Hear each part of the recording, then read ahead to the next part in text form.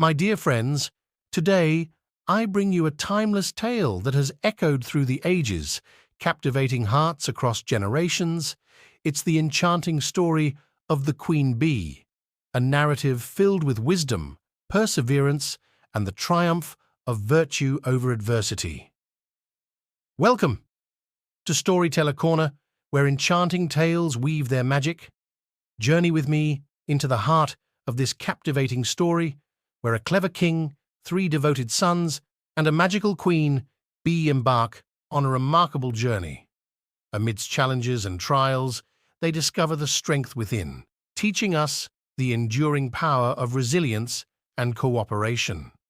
Prepare yourselves for an enchanting odyssey. Let the storytelling enchant you as we embark on the Queen Bee's magical journey. The tale begins now. The Queen Bee. 2 kings' sons once started to seek adventures and fell into a wild, reckless way of living and gave up all thoughts of going home again. Their 3rd and youngest brother, who was called Whitling and had remained behind, started off to seek them. And when at last he found them, they jeered at his simplicity in thinking that he could make his way in the world, while they, who were so much cleverer, were unsuccessful. But they all 3 went on together until they came to an ant-hill which the 2 eldest brothers wished to stir up, that they might see the little ants hurry about in their fright and carrying off their eggs. But Whitling said, "Leave the little creatures alone. I will not suffer them to be disturbed." And they went on farther until they came to a lake where a number of ducks were swimming about. The 2 eldest brothers wanted to catch a couple and cook them, but Whitling would not allow it and said, "Leave the creatures alone. I will not suffer them to be killed." And then they came to a bee's nest in a tree, and there was so much honey in it that it overflowed and ran down the trunk.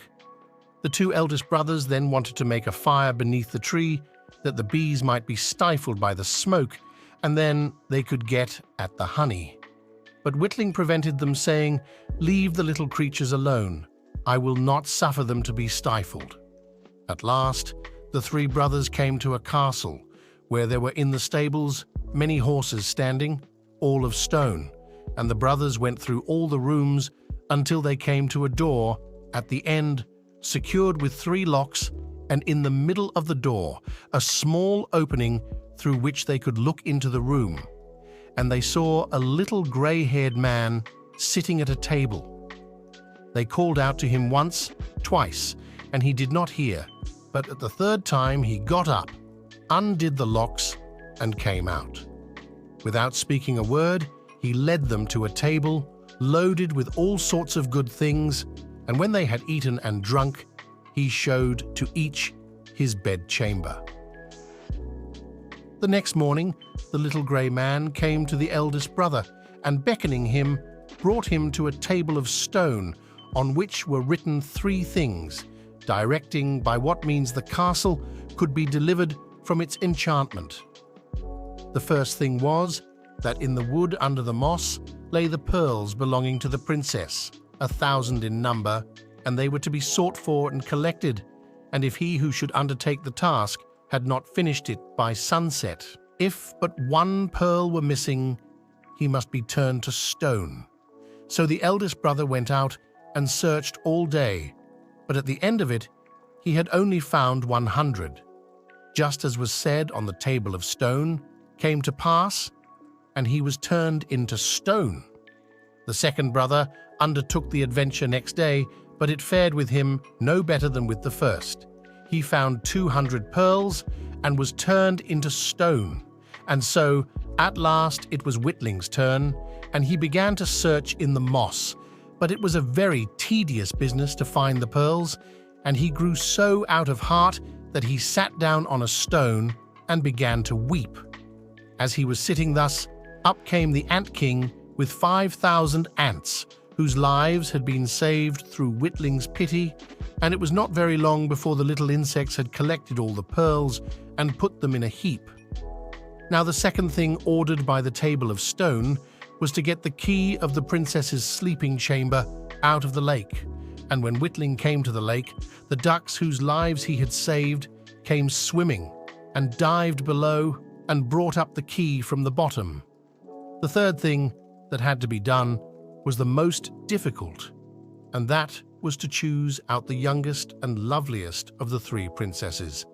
As they lay sleeping, all bore a perfect resemblance each to the other, and only differed in this, that before they went to sleep, each one had eaten a different sweetmeat, the eldest a piece of sugar, the second a little syrup, and the third a spoonful of honey.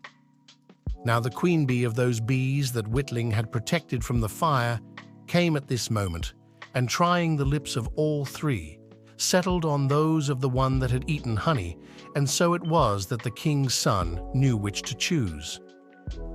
Then the spell was broken. Everyone awoke from stony sleep and took their right form again. And Whitling married the youngest and loveliest princess and became king after her father's death. But his two brothers had to put up with the two other sisters. Dear friends, I trust that the enchanting journey of the Queen Bee in our Storyteller Corner today has left a lasting impression on your hearts.